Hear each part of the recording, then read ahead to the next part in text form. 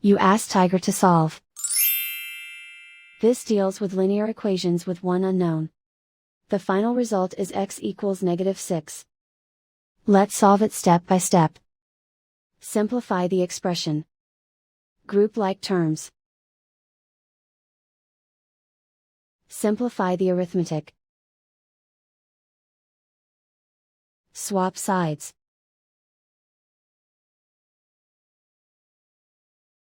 Group all constants on the right side of the equation. Subtract 8 from both sides. Simplify the arithmetic.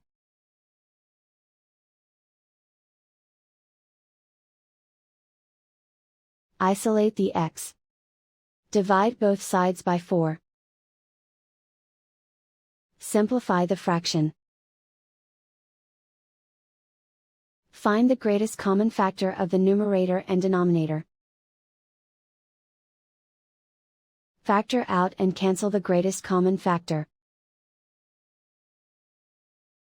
And so the final result is x equals -6.